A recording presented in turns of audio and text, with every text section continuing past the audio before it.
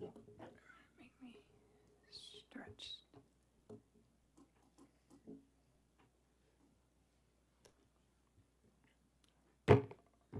The City of Plymouth City Council meeting for tonight, Thursday, February 8th, 2024, is now called to order. In-person participation by the public is permitted.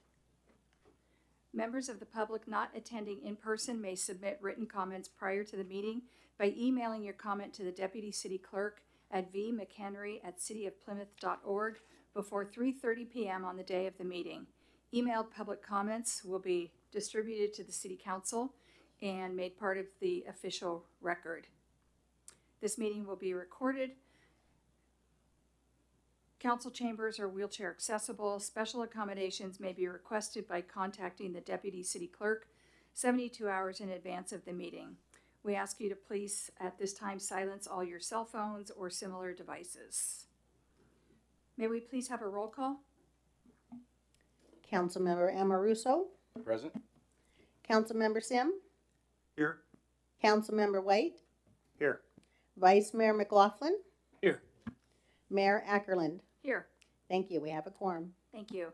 Would everybody please rise for the Pledge of Allegiance? Councilmember Amoruso, lead us. I pledge allegiance to the flag of the United States of America and to the republic for which it stands, one nation, under God, indivisible, with liberty and justice for all.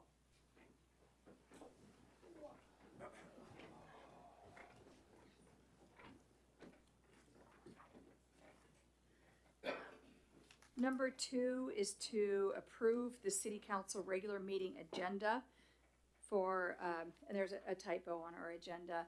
It says February 8th, just for the record, it's February, it says February 5th, it's the 8th. We have received a request from Mr. Cranford to table item 7.1. Do we have a motion to approve the agenda, tonight's agenda? Make a motion to approve the agenda as presented. Do we have a second? I don't know how to go about this, but on item 7.1, because it is up for just Just can we discussion. get a second? Just technically speaking, can we get a second and then you can discuss it? Okay. I'll second. Go ahead. Okay, the reason I didn't want to discuss it is because, or I wanted to discuss it is I do believe that we need to refer, there's multiple Miwok Indian tribes in the area, and it is listed as the Miwok Band of Indians, and we need to refer to it as the Iron Band of Miwok Indians. So I don't know if we need to make a change of that in the, I think just noting it for the record is fine. yeah, noted for the record. Okay. Okay, thank you. It's been moved and seconded. Can we have a roll call vote, please? Councilmember Amoruso. Aye. Councilmember Sim. Aye. Councilmember White. Aye. Vice Mayor McLaughlin. Aye. Mayor Ackerland. Aye. Motion passes. Thank you. Number 3, public comment. Under provisions of the California Government Code, citizens wishing to address the council for any matter not on the agenda may do so at this time. Please submit a completed speaker submittal form to the Deputy City Clerk. Comments are limited to 3 minutes or less, and speakers are requested to state their name and community of residence. For public comments on agendized items, speakers will be called by the mayor at the point on the agenda when the item will be heard. Under provisions of the California Government Code, the City Council is prohibited from materially discussing or acting on any item not on the agenda unless it can be demonstrated to be of an emergency nature or an urgent need to take immediate action arose after the posting of the agenda. So general public comment. Do we have any written public comment? I received no written public comment. Okay, thank you. We have a couple of speaker requests here. Mr. Cranford.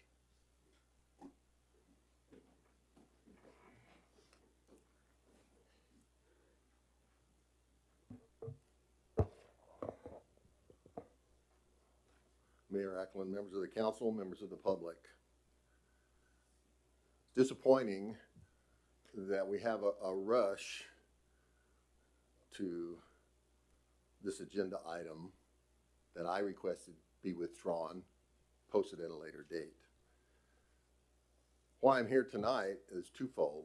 The other reason I'm here is because some weeks ago I presented a written request to this council as to the status of the map that's in the compact for the Ion Band.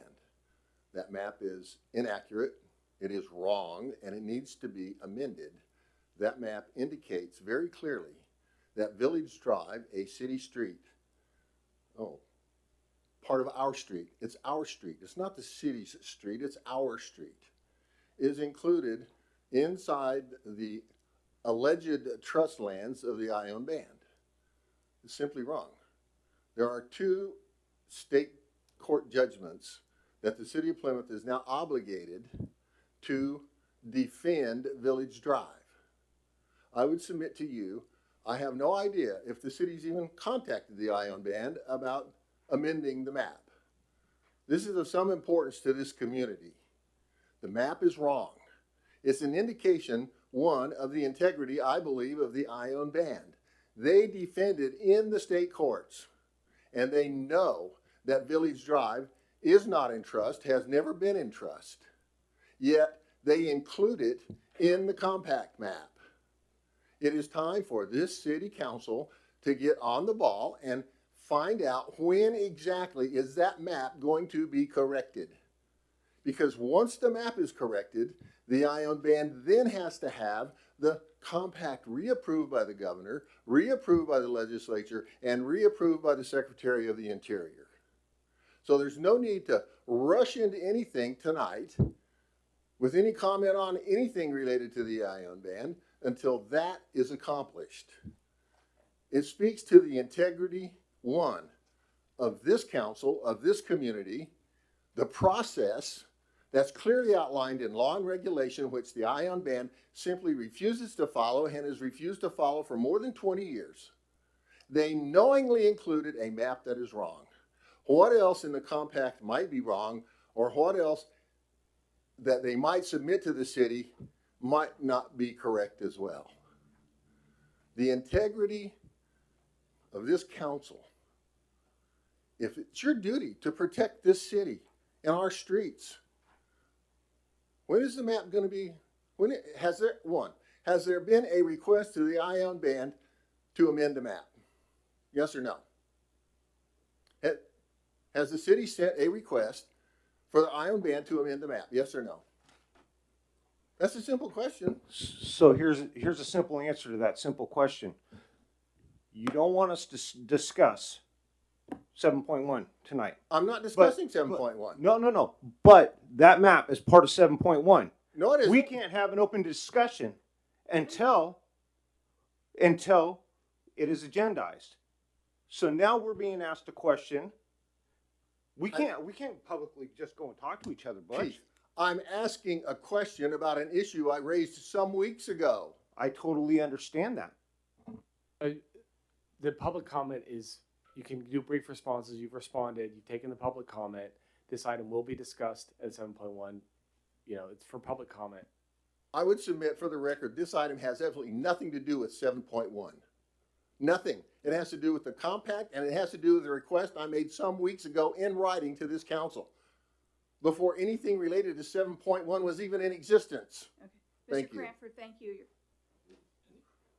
That was researched and answered. We don't have to get into it now. Should we Go. answer you? Would you like to answer? Thank you, sorry. Staff has contacted both the Ion Band, the Amador County LAFCO, and the County Registrar's Office, who have all agreed that the city street is the city street. It is not within the Ion Band, and the map is in process of being corrected. Thank you. Thank you. Thank you. Point of order, is there a date for any completion of correction? Mr. Cranford, we're going to move on to other public comment. Thank you. Just a simple question. Mr. Weiss.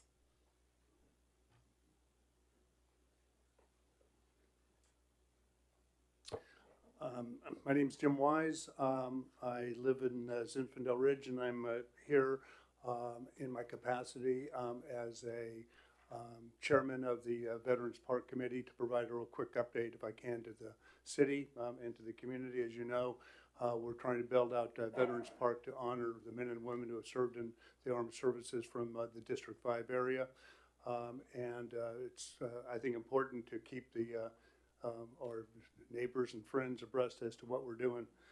As a result of the Ledger article, the city and therefore our committee has been really overwhelmed by the number of new names that have been presented to us to be included on the monuments in the park. Currently, we have about 573 names of men and women who have served in the armed services from our area. Those names will be engraved on the polished granite slabs that'll be erected in the park. I would encourage anybody that is able to participate in this or directly or by extension to ensure that they get those names to us. I'd rather have the names available to us before we begin the engraving process than after the fact. So please, if you know of individuals that ought to be included, please let us know.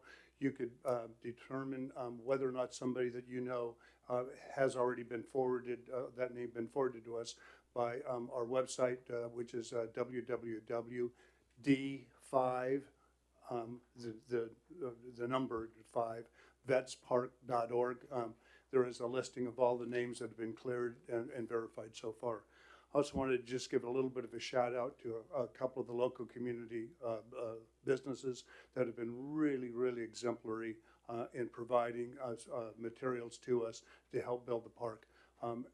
Aces Hardware here in Plymouth, Meeks Lumber, Lowe's Lumber have all donated cement and material brackets and are giving us a great price on wood to help build a fence along the park.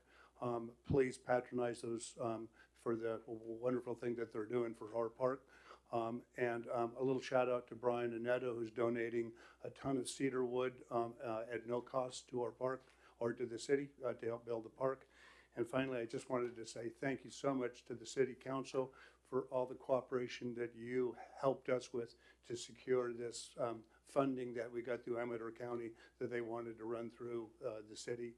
We're really grateful for the ease with which you made this happen and for your continued support and cooperation. Thanks so much. Thank you. Thank you, Jim. Is there anybody else here?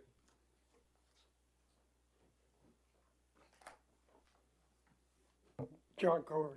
I just wanted to let Jim know that his numbers are a little bit wrong because I filed another 22 names today. And the reason I'm mentioning that is so easy to overlook someone.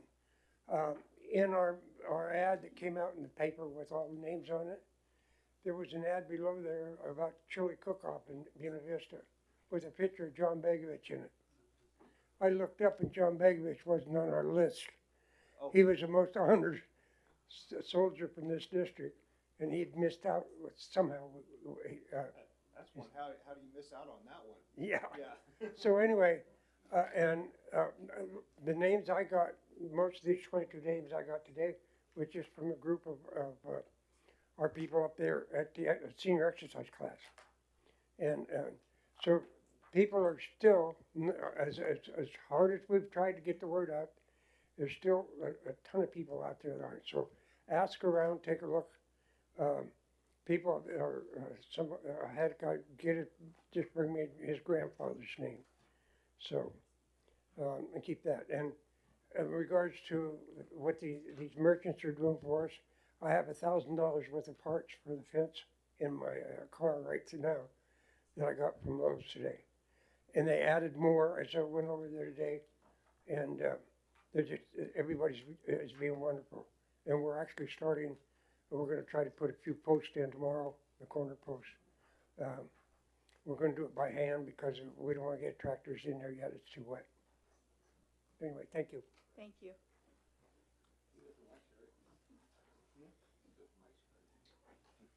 Is there anybody else here in City Hall who'd like to make public comment for items, for anything that's not on the agenda? Okay, I'm gonna close this now to public. Oh, I'm sorry. Yes, please, come on up. Hi, Mike Spinetta from Hucksview. And just a note here, one gentleman here running your sound and audio, I got to spend about 40 hours with him and a bunch of the other sound and tech kids from drama classes in the high schools this weekend over in Folsom. Pretty amazing. You got some good kids working hard in this county that know what the heck they're doing when it comes to this stuff. Also, along the lines of the schools, I've noticed in the past month or so, the other cities are addressing the school consolidation issue by having, I don't know if they're workshops or just addressing it in their meetings, but it's just something to think about. I know that Jackson, I think, held a meeting back on the 5th of this month, and Ione had a really big meeting going on last month. And it's just something to think about, to address somehow, if you guys could talk about it, because I know I was the first class, Keith was the first class, to go down to Ione when we went into 7th and 8th grade. And so now those kids will be going up to Sutter Creek if the consolidation goes through, and just things changing again, and it's something to address, and maybe talk to the principals and in town here, and see what's going on, because we have a lot of the special ed students and a lot of things at our campuses now, and everyone will be affected a little bit. So whatever your opinions are, that's up to you, but just saying that that's what's going on in other cities. Just something to put in your cap, think about. Thank you. Is there anybody else here in City Hall who'd like to speak during public comment? Okay, I don't see anybody, so we'll close this to public comment right now. And number 5, consent calendar items. All matters listed under the consent calendar are to be considered routine by the City Council and will be enacted by one motion in the form listed. There will be no separate discussion of these items unless, before the City Council votes on the motion to adopt, members of the council, staff, or the public request specific items to be removed from the consent calendar for separate discussion and action. Items on the consent calendar: 5.1, correspondence. 5.2, approve the regular meeting minutes of January 25th, 24.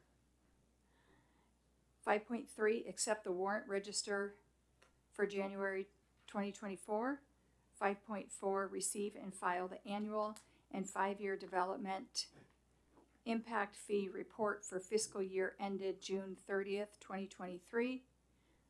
5.5, adopt ordinance number 2024-03, an ordinance of the City Council of the City of Plymouth amending section 2.08.180, increasing the city manager's spending authority to $20,000.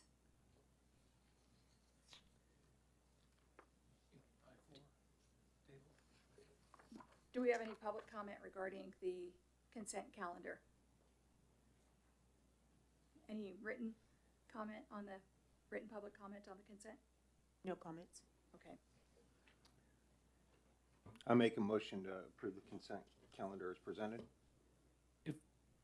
If I could, I think going forward, just a question for Margaret on it, right? I don't have any issues with it, but I know we discussed about doing a report on the impact fee report, and just some follow-up questions on that, and we'd be getting the consultant back at a future date. Do we want to table this item or just schedule a report at a future date? Just administratively, how would you like to proceed with this item? I can just tell you this item, we have to, after in every fiscal year, we have the annual and 5-year report that have to be reviewed and accepted by the council within 180 days.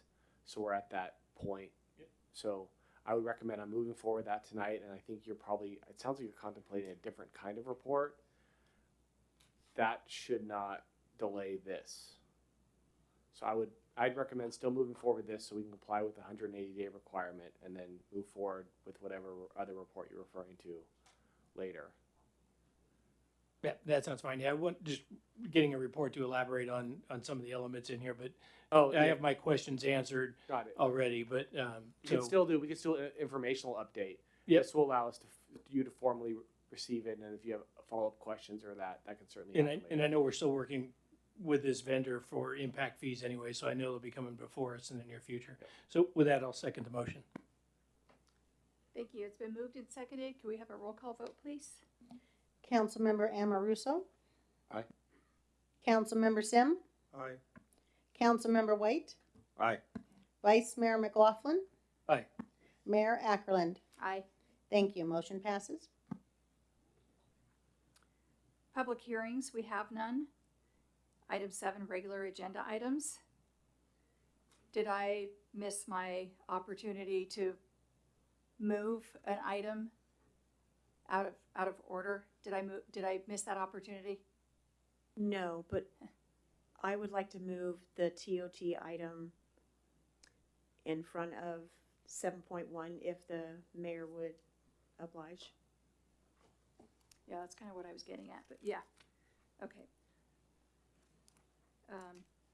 So I think the intent of moving item 7.3 up is to, we know some of you are here on that item, and just to, I'm sure you want to stay for the whole meeting, but we understand you have commitments.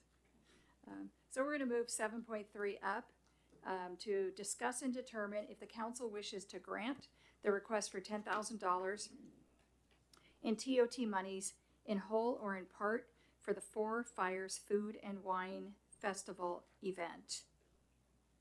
And could we please have a staff report? So this item is back to the council as requested for the TOT grant for the Four Fires Food and Wine Festival at the fairgrounds, and the event people are here to answer council's questions that they had at the previous council meeting, and the additional information that the council requested is in the packet. And the event coordinators, I'm sure, can answer all of the questions that you have. And that's my report. Thank you. Have we received any written public comment on this? I'll open this to public comment. Have we received any written public comment? No written public comment for any of the items tonight. Okay, okay. Is there anybody here in the public who'd like to comment on the TOT agenda item?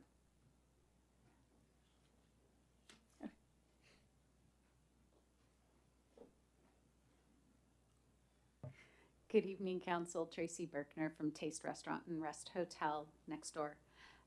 Just want to comment that this Amador Four Fires event is a event that brings a large amount of people to Amador just for one day, but many of them, they're coming here to experience Amador for the first time.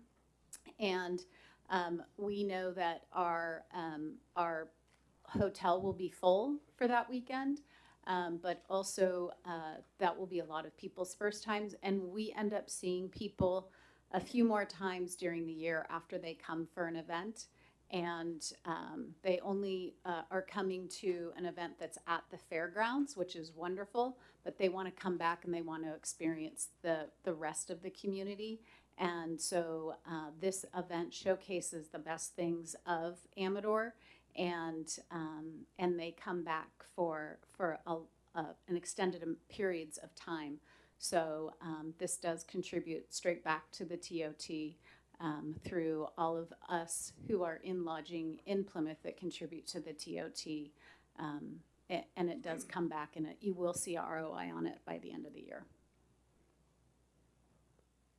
Thank you. Can I ask a question? Yeah, absolutely. Tracy? Yeah. Don't run away yet. Good evening. So my question is, I'm not aware of what happened last year with this. I know in the past, Deirdre sold this to the vintners, all 3 festivals. Is this the only festival happening now? Are the other 2 kind of went away? The Barbera Festival is modified. I wouldn't be the Okay. best person to answer those Okay. questions. I mean, Well, I know in the past. Okay. I can answer a little bit, but Megan Van Hook is here, and she's the interim executive director for the Amador Vintners. Okay. So she might be able to answer that a little bit Okay. better than So I maybe can. that's who I need to talk. Yeah. Yeah. Thank you very much, Tracy. Hello. Hello. We'll be doing the Amador Four Fires this year, and then we're also going to be hosting Barbera Festival. Okay. So we're going to be actually doing all 4 events. So we have Big Crush and Behind the Cellar Door. Right. Okay. So we'll be driving a lot of traffic to the area. Okay. So I know in the past, we gave $10,000 for, I think, 3 of those 4 programs. For 3 of the programs? Or 2 of the 2, the 4 fires and the, so, because those were the 2 that got sold to the vendors. Yeah, Barbera Festival and the 4 fires. And so, that's why I'm asking, it's asking 10,000 for 1 versus 2, and I was just, I wasn't aware that it was for 2. I thought it was only for 4 fires in the past. well, no, in the past, not last year, but in the past. Yeah. This was when, what's his name was running it. What's his name? I can't remember his name. Oh, Jack. So are Yeah, you Jack. asking that this would be for Barbera Festival and 4 fires? Yeah, because that's kind of, historically how it was done. If So, sure. I mean, If you're willing to help us out, in the past 4 fires has not been very profitable, Right. and we're using it as a charity event to give money back to the Amador Fair Foundation. Okay. So we really want to be able just to make budget and then to be able to give back to them and to the community. Yeah. So if we can, that would be fantastic. It would be helpful if we had the 10,000 just for the 4 fires, because Barbera Festival was more successful this Right. last year. Yeah. But if that's the deciding factor, then we can make you a sponsor for both. Gotcha. Well, I was just, because I was like pre-COVID, not, because then Yeah, it kind of died. things there have for a bit. changed. Definitely. Right. Do you have any So- other questions? So, well, I'm going to ask you to not go too far, Yeah. but I do want to see if there's anybody else here who would like to make public comment on this. And then we'll go into our council discussion, but I I'm have a sorry, I feeling. jumped the gun. That's okay. I have a feeling during council discussion, we might have more questions for you. Okay. But first I want to make sure, does anybody else here have any, comment on this agenda item? Oh, May 4th. May the 4th be with you. Yes, May the 4th be with you. So Kathleen Mahan, I'm with Hellwig Winery. I'm also president of Visit Amador and past president of the Amador Vintners. So I can kind of echo what Tracy was saying about the ROI that these events bring. And having our new interim executive director, she's really taken the events to a level that I know Deidre would be very proud of, and fulfilling that and bringing so many people to Amador County and to Plymouth. And so the reason that I think 4 Fires in particular is kind of the queen of the prom in this instance is because it gets the most kind of notoriety for bringing new people into Amador and spending time right in the town of Plymouth and really getting heads in beds and contributing to that TOT. So I know that not only living right in town, but also working right down the road, that we definitely see a huge uptick in our customers, our sales of the kitchen, our rentals. So I feel that it's something that definitely gives back to the community. Thank you. Thank you. Thank you.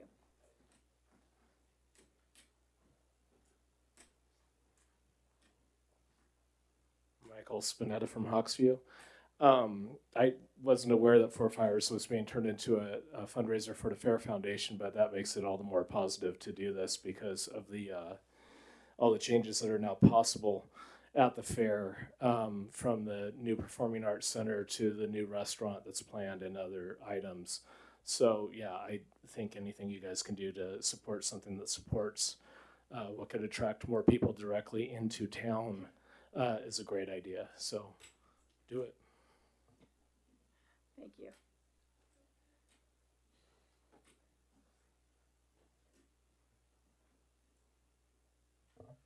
Hi, yeah, John Coburn. I just wanted a little history on the TOT taxes. This is basically the things that the TOT tax was originally set up for, and then the tax, as it increased, it went on. All these communities help support the general fund with it. In our case here, we added 4% several years ago. I was on the council at that time. And to be set out of the 10%, 4% of it would stay with tourism, be available to tourism. This is, at $10,000 is approximately about 2% of what the total collection for TOT tax is. And the 4% would probably generate closer to $50,000 total. So anyway, I think this is a worthy thing. It brings an awful lot of people to Plymouth, and I'm sure it generates more money in TOT tax than the $10,000 they're asking for. Thank you. Thank you. Okay, any more public comment? Doesn't look like it, so I'll close public comment and open this to council discussion. And again, we might have questions for you. I know I do. Okay. Okay. Councilmember Amoroso. I got my main one. I'll reserve the right to come back. Okay. Councilmember Sim. Come to the podium, answer the questions. Sure. Megan, Sure. Step up. Please. Hi, Megan. Past years, has the profit from this event gone to the Vintners Association? This first year has gone to the Fair Foundation? Yes, and in the past, since we've purchased it, it has not been a profitable event. Has not been. It was profitable for the first time in 2022 when we received TOT funds from you. It says tickets online pre-sale, $113,061. Is it? It's already been collected, or is that? No, that's just our projection. That's your projection. I've already sold $61. Yeah, I've already sold about 300 tickets so Okay. far, and I've just done a save the date. I'm actually launching ticket sales on February 12th. I see. I was one of the ones that made you come back and bring your expenses and so forth, your list and so forth. And Yeah. thank you very much for doing that. You're welcome. I have one little quick. One of your expense items is almost $12,000, and it reads total other event expenses. Doesn't really name it. It's quite large. It's definitely because our budget is about 2 pages long. Then I just put it all into one category. Okay. So let me grab a copy of. Okay, because I could okay. try to break it down for you. It's accountable. Okay. All right. So you're hopeful to make $38,000, $40,000 for the Fair Foundation. I have one more question. Has any other cities in the county, since this is going to the Fair Foundation and the fair is for the whole county, has any other cities offered to put some money into this pot as well? We haven't had any other ones offer. I've just come to the city of Plymouth first because you're near the fair and all the wineries are here, and I just thought it made more sense to come here first and to ask. Would it be okay if I maybe suggest next year maybe put it out to the other cities as well? Because they all benefit from the fair. Definitely. Even though the fair is in our city, it doesn't belong to us. Yeah. But anyway, thank you very much. No problem. And then I just wanted to clarify that in that budget, it does not include payroll for us to actually produce the event. So that's an item that's not in there. And we wouldn't be giving the entire profit to them. It would be a portion of the net profits. So. Councilmember White? Okay. I'm not going to try to attack or anything. I know how important this event is. And I know events like this, how important they are to our community here. Doug already stole one of my questions, and this is something that I'm just going to refer to, that we at one point in time became the fairgrounds piggy bank. And it seemed like every event that was happening at the fairgrounds, man, we had a line out the door. Hey, can you give me some of that TOT money? And I don't blame that, but I was always like, wait a minute, this is a county event. Why don't you go to the Board of Supervisors? Why don't you go to City I own, City of Sutter Creek? You know, number one, I think it could help make these events even that much larger. Could create more funds for everyone in the situation. It could take a little bit of the bearing off of us, because in the future, maybe we can actually have more money to have more events. I'm not attacking on that. That's actually, I'm just trying to get across that. That could be a beneficial thing for here in the future. Is the fairgrounds donating the grounds, is what I want to know. No, they're not. No, they're not, and you're giving the money to the Fair Foundation. Okay, I just want to kind of figure that one out there. The Four Fires event, so have you been into the kitchen in the fairgrounds office? Yes. One of the first years of the Four Fires event, that kitchen was created because of the Four Fires event and everything else. My dad built that kitchen in there. So I'm going to let you know how important of an event this really is and how much it does bring the community together. These are just things in the future that I hope we start thinking about. I understand the fairgrounds needs this money, but it almost seems like they're double dipping on this thing now. You know. Vice Mayor McLaughlin? No, I appreciate the questions that have been asked already. I think they've answered a lot of it. You know, for me, I'm one of the statistics, right? We became familiar with Amador County when my kids were young and playing competitive soccer up and down the Mother Lode.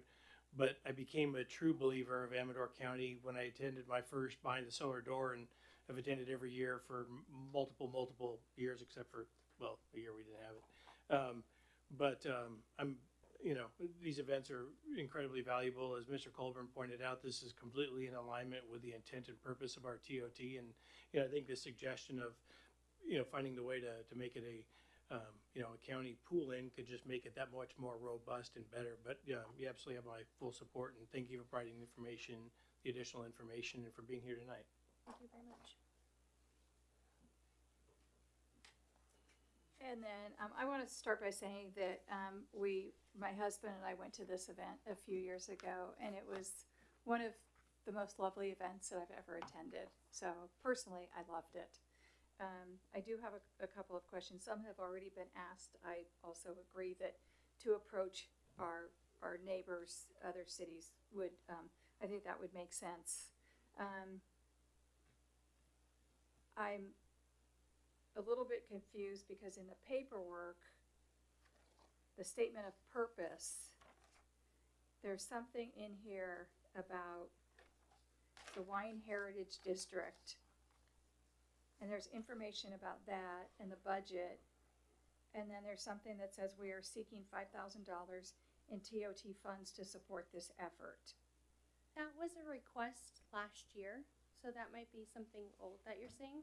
Okay. But we were requesting TOT funds in 2023 for Four Fires, and we had staff change, so we ended up canceling the event, and we were trying to switch it over to funds for the Wine Heritage District, and then we decided to table that, and we just made a presentation to let you know what we were doing and what we were working on, so we never received those funds. Okay, so just to be clear, tonight, you're here requesting $10,000 for the Four Fires event. Yes. Okay.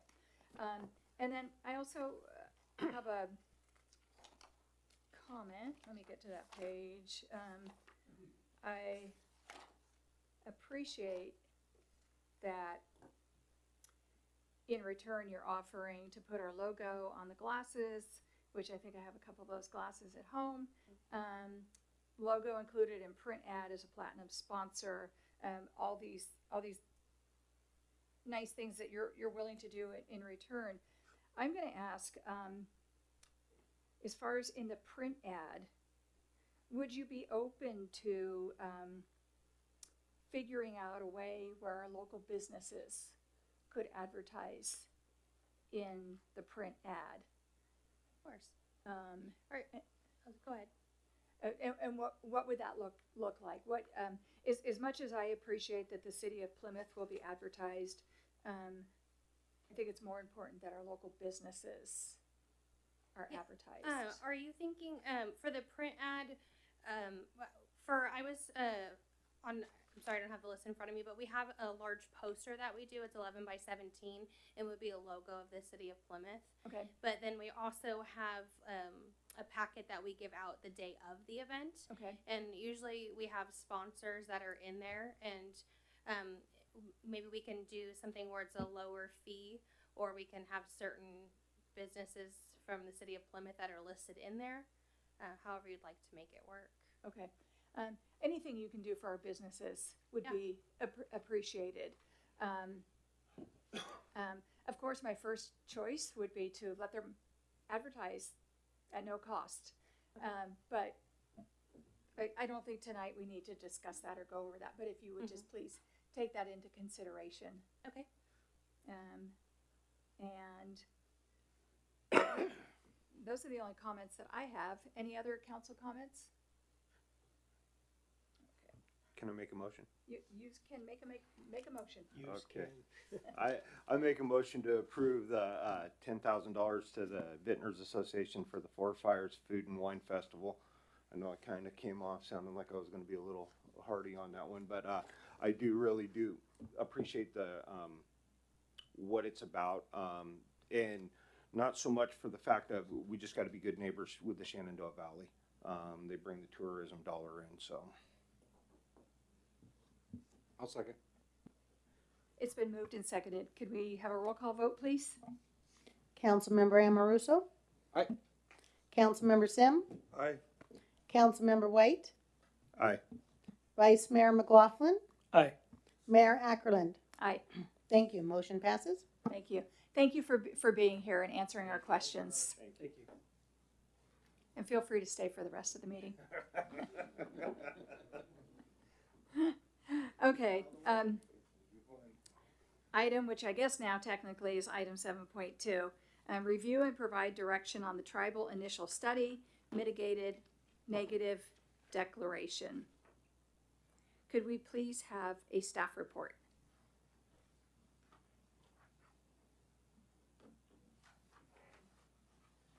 No? Okay. I said please.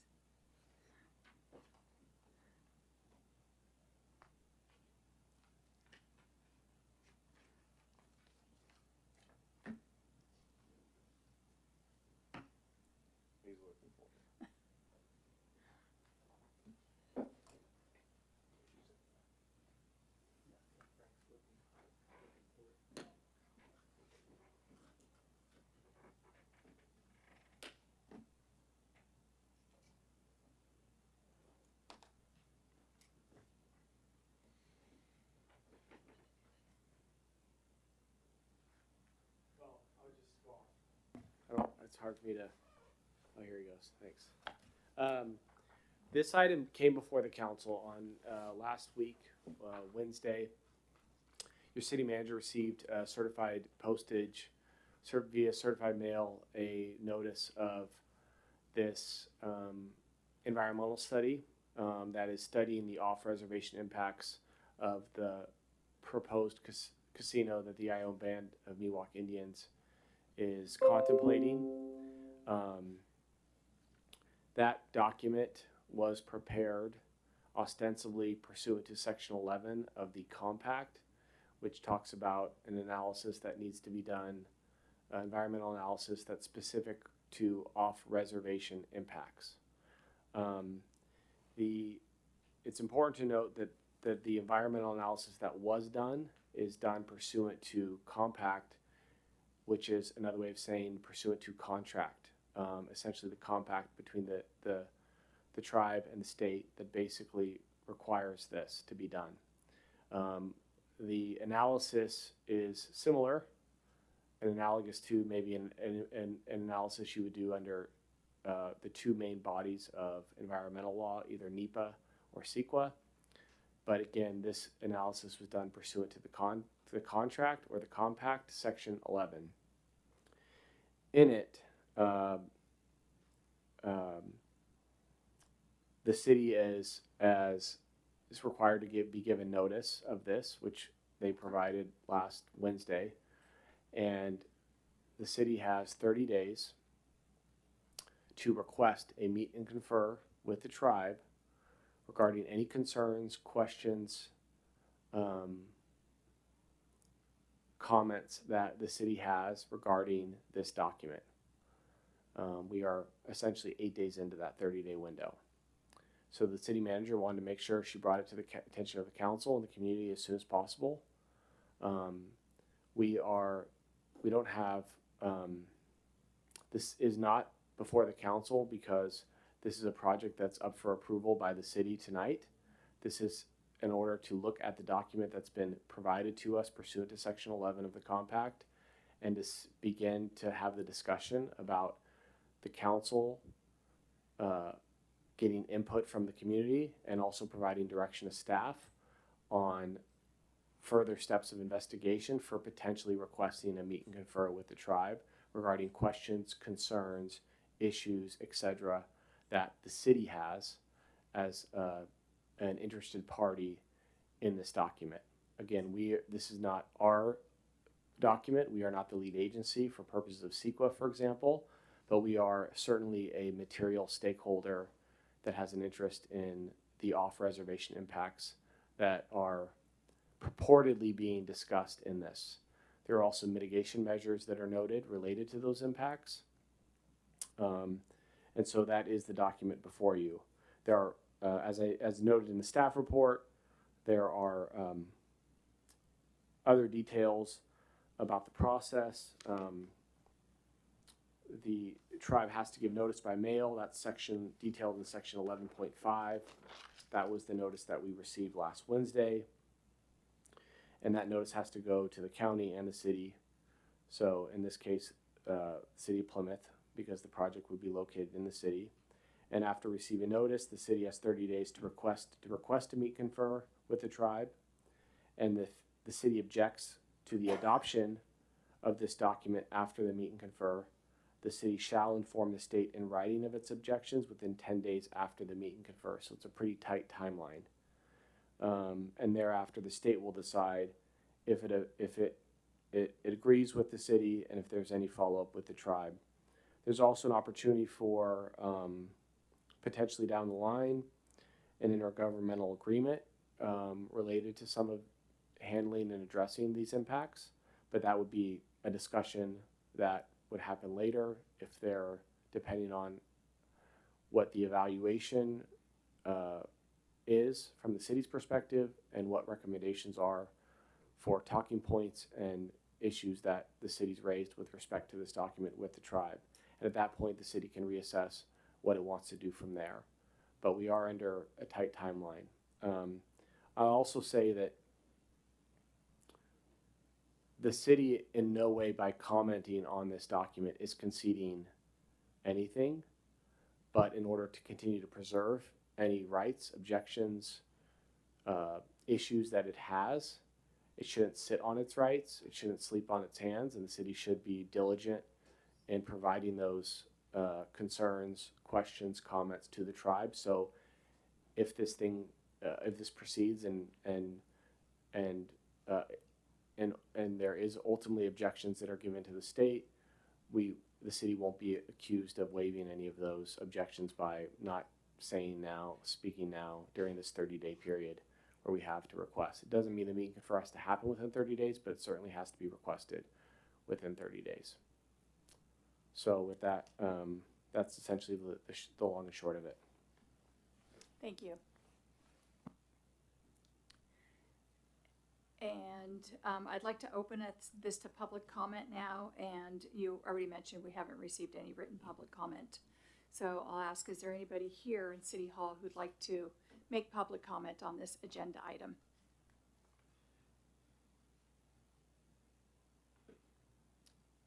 No public comment? Okay. I know somebody has just left the room. I don't know if he's left the building. So I'm going to close this to public comment now, but if the gentleman returns, I will do one more pass to see if he has any public comment. He doesn't? Okay. Okay.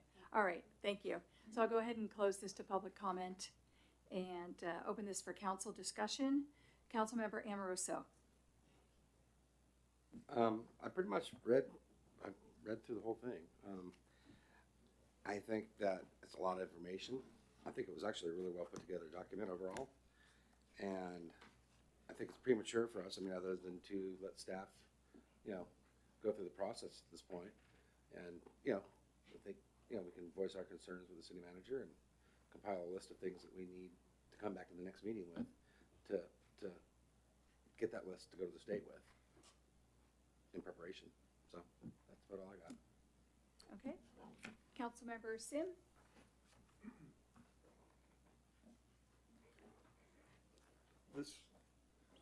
This study is incredibly detailed. Looks like the LA phone book.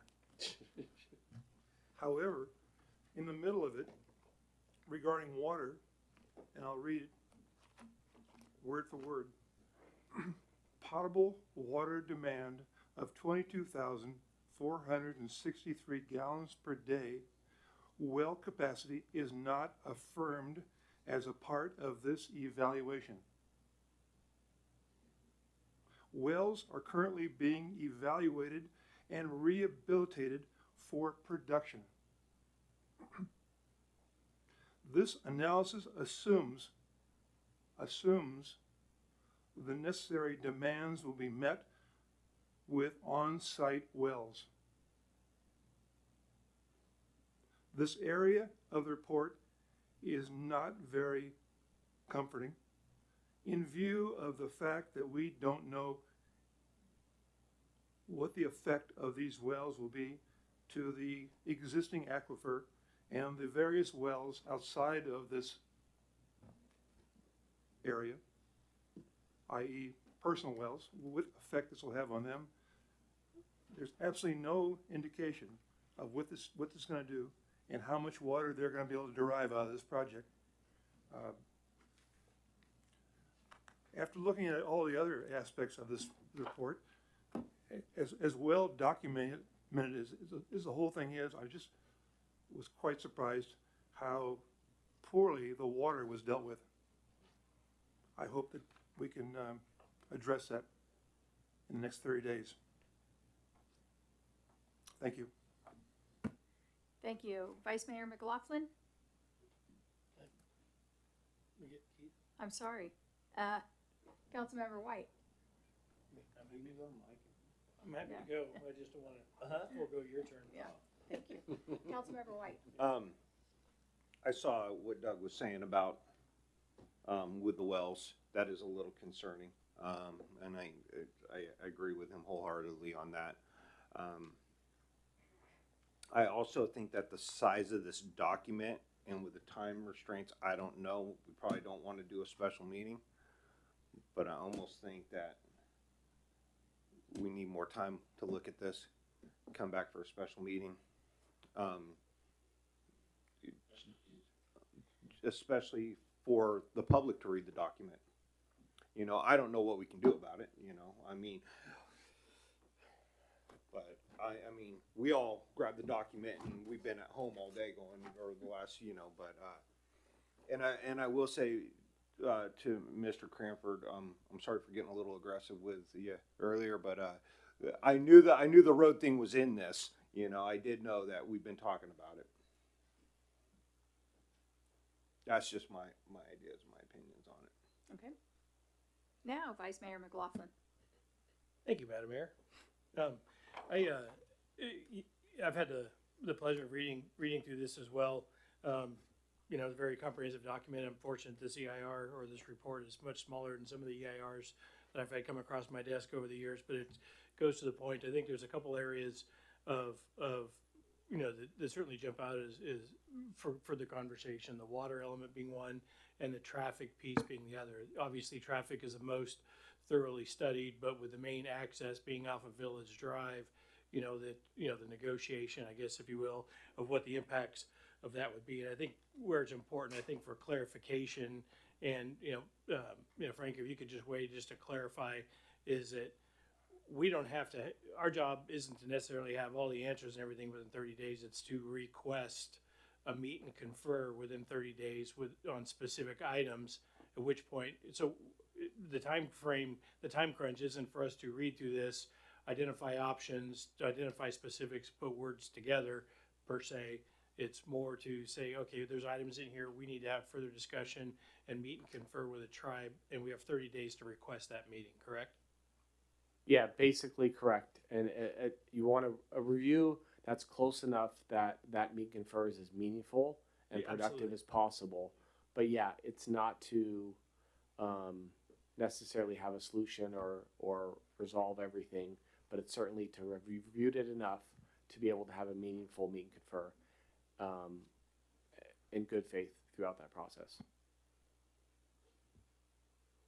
Thank you. And, you know, so with that, I mean, those are the two major, you know, pieces that have stuck out, you know, from public safety, which is obviously my career and profession, that it doesn't call for specific levels of service, which is where some of these weigh in, but what it provides is negotiating with AFPD and Amador County Sheriff to arrive at a contract amount to go forth. And I've spoken with both the fire chief and the sheriff wanted to make sure they receive these and were aware, and they're already both working on that individually and independently. So that work is being done, I guess, on our behalf in that regard. So, but for me, those are the biggest pieces. I think it would be appropriate to request a meet and confer on it, to at least understand what some of the mitigated impacts could be and how they could be, specifically toward flushing out the water and no pun intended, and then the Village Drive as the main entrance. Thank you. And then I just want to state that my understanding is that tonight what you're looking for is you're looking for the council to give staff direction on doing a more thorough review on this, and you refer to with assistance from environmental consultants and legal. Any other consultants that you would deem appropriate, right? And then you're also asking, which I appreciate, because I think we all realize that the community has a particular interest in this. So thank you to all of those of you who came. Thank you for the TOT people for sitting through this. But seriously, thank you for being here and listening. And then, you know, we look forward to public feedback via email, that sort of thing. But it looks like you're looking to receive comments, questions, and concerns also from the public, and that all of this information will be brought together and comes back to us on February 22nd. Which to me, you've got a lot of work to do in 2 weeks. We did create a web page that has the compact, this document that is before you tonight, and it has a link to the original EIS, and we'll have a link to a specific email address for the public to provide comments on this document that we can sort out and put on a document to bring back to the council on the 22nd related to this document. So the public will have a specific place to put their comments, so that everything is all in one place for the public, so that it's an easy link. The webpage is up. We haven't gotten the email live link yet from our IT provider, but we've requested it. As soon as we get that okay back from our IT provider that the email is live, we'll put that live link on the website. So everything else is up and live. Okay. So thank you. I think that's fantastic. Thank you for putting the work in to do that. So and thank you to you and the staff and Dana for doing that. And so just to be really clear, because I know some people will listen to our recording, or those of you who know people in the community who are interested, please spread the word that there is specific information on the website, that people on the city's website, that can be accessed. And that's where we would ask people to make their public comment, which I think it's a great idea, because that streamlines everything into one place, right? yes, I will ask. I will actually be taking my day off tomorrow. Oh, good. Um, For once. Sorry. I will ask Dana if she will put out the link to that page on our social media tomorrow, So she'll put that out on social media tomorrow for the public. Okay, thank you. Thank you, Dana. Does that serve as a 30-day notice?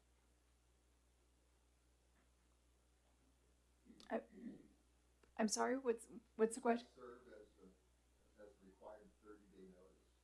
I mean, I would suggest that all the information that you just said be put in the normal places where city 30-day notices go. Post office, places of business, across the street, on the front door. Okay, so public comment is closed for right now. I'm not aware that a 30-day notice at this point is required. Let me try to clarify. Yeah, thank 30-day notice that we talked about earlier was the notice the tribe gave us Right. when they sent the document via certified mail to the city manager's office. That was the 30-day notice that was triggered. The notice that she's talking about, the information to the public, is so the people of Plymouth who have a strong interest and are rightfully a strong interest in this have the ability to inform the city about their questions and concerns. So not only are we getting this from professional staff, environmental consultants, legal, but we're also hearing from the community. So when we have that meet and confer, it's as meaningful and robust as possible. That's what she's describing. Thank you for clarifying that. Okay, any other council discussion, comments? So I think if staff is just looking for direction to move forward with this, and I think that we all agree that. Do you have what you need from us for right now?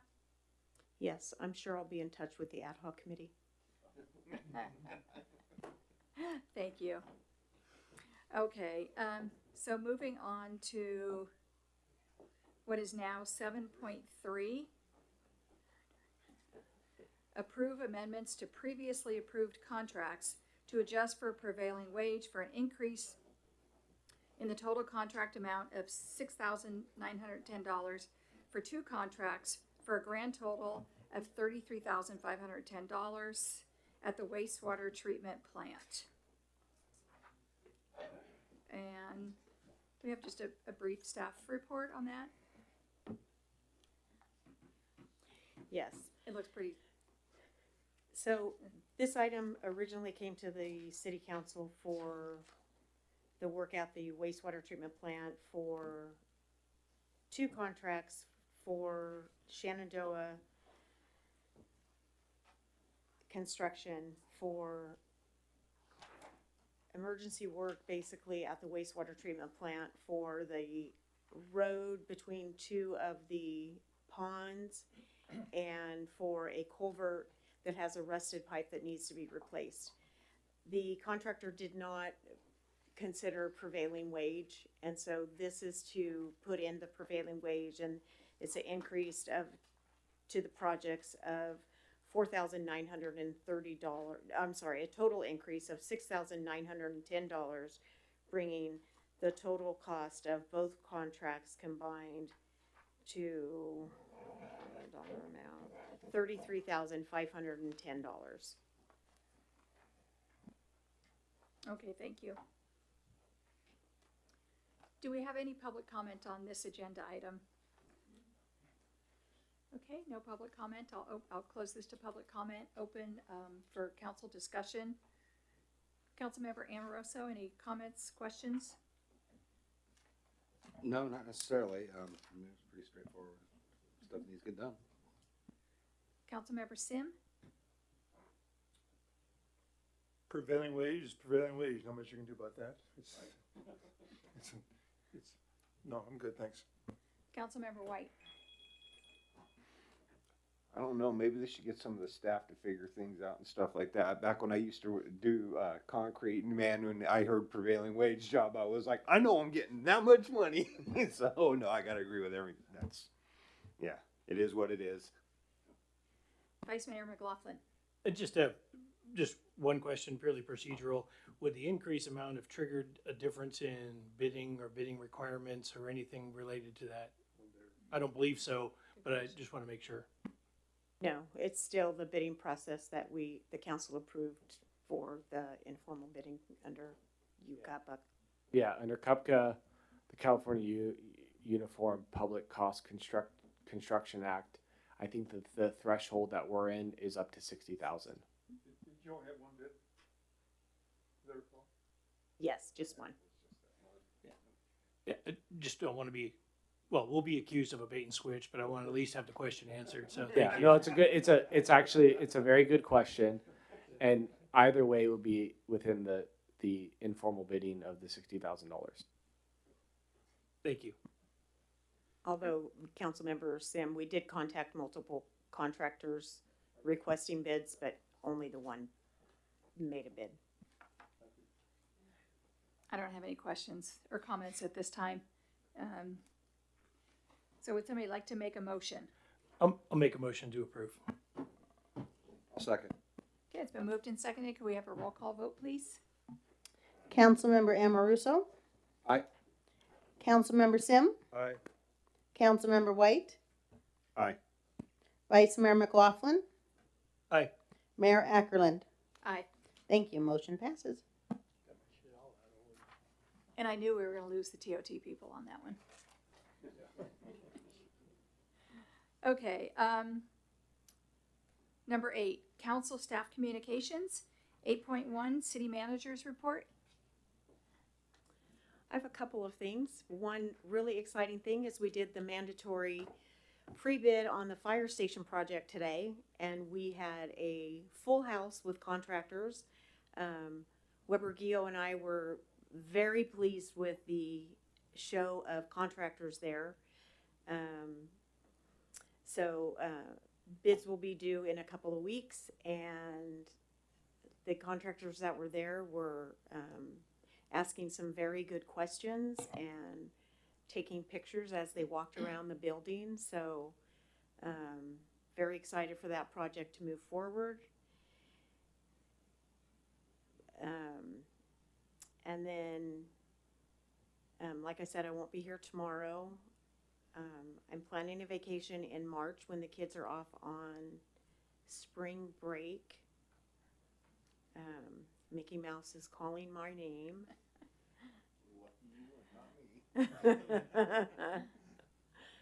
And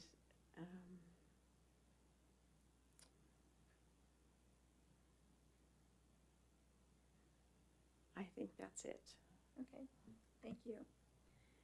Mayor and council members reports. Councilmember Amoroso. I've got nothing at this time, actually. Okay. Councilmember Sim. Yes, I attended the Amador Transportation Council about a week ago, and just for everybody's edification, it's comprised of 5 individuals, 2 supervisors, and 3 city council members. And the meeting had nothing to do with Plymouth, but we've been off the council now for several years, and next year we have a seat back on the council. So it's a revolving door, and I don't remember whether we are on for 3 or 4 years, but anyway, we're back in rotation next year, which is kind of nice. It's most of what they talked about was the consolidation issue with the traffic mitigation, and I sat there. I was the only one outside of the people behind the podium, but and they had Caltrans on the Zoom and so forth. My take on it: they have no idea how to resolve this issue with how they're getting these cars in and out of that high school in Jackson. It's going to be a nightmare, and I think everybody knows by now this whole thing's been pushed back 1 year, beyond where it was. By common knowledge, but I wouldn't be surprised it'll be pushed back further than that at the end of the day. But anyway, it was interesting, and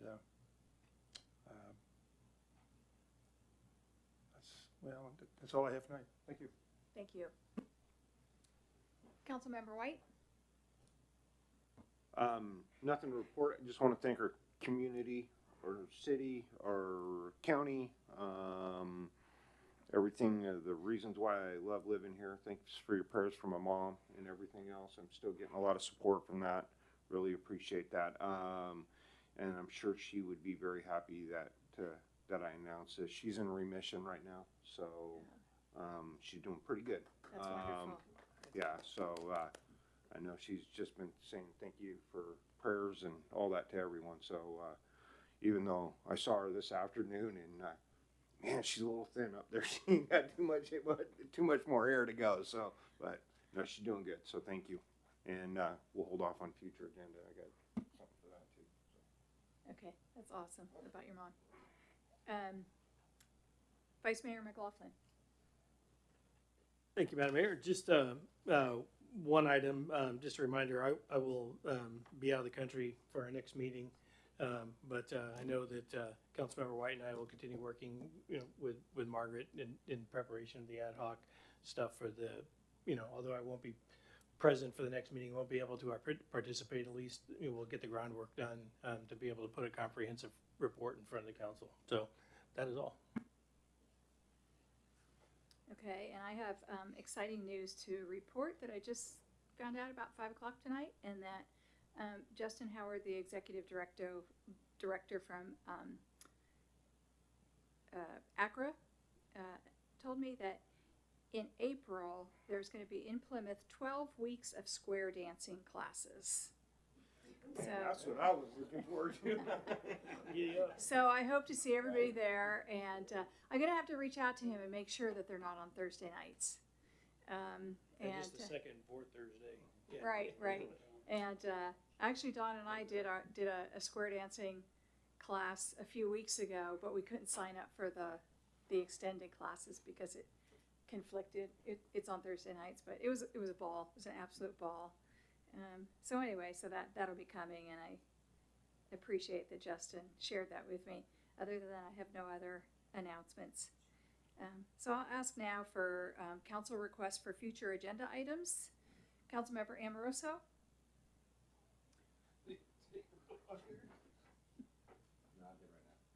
Okay. Councilmember Sim. Request for future agenda items. Can you come back to me? Sure. In the future. Okay. Councilmember White. Yeah, and maybe, I don't know, if we get, I would like to have the discussion of if there's any way that we can have like a telephone calls or something during meetings. I know that we've had a citizen that's really been like saying that she can't make it to meetings and because of the Zoom and everything, and finally I got a phone call asking, what about, nope, there's no way to have that discussion. Okay, well, I told her I'd bring it up, so I brought it up. Okay. Anything else? No, we're good. Okay, thank you. Vice Mayor McLaughlin, future agenda items? Just, I guess just follow up with Mr. Spinetta's speak of the consolidation, which I know is delayed for a year, but at some point it could be beneficial, at least for us, to have a briefing of some kind, just the awareness and seeing if there's anything we could or should do as a city to influence, support, oppose, whatever the case may be, for that effort. So, no specific time frame. It'd just be nice to get something in the form of an official briefing as to what the plan is and how it may impact our residents. And then from me, just a reminder that I'm hoping that as soon as realistically possible, that we can have a discussion about the positions of city clerk and city treasurer, whether that be appointed versus being elected, and the process for that. Other than that, I don't have any requests for future agenda items, but I will go back to Councilmember Sim per his request. I'm not sure this is the right forum to even bring this up, but I was asked a little while about this afternoon if the city, I was notified the city council is the governing body that decides on how the Millarus money is spent at Zindale Ridge.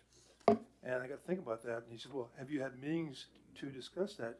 I said, meetings What do you mean meetings? Well, your city council just decides where we spend the money, the miller's money, which is, I understand is between $300,000 and $350,000 right now. And to my knowledge, we haven't had any discussions about how we go forward with things that may or may, things that need to be done in the future. And I guess we are the governing body here, and as to where that money is spent, how it's spent, etc.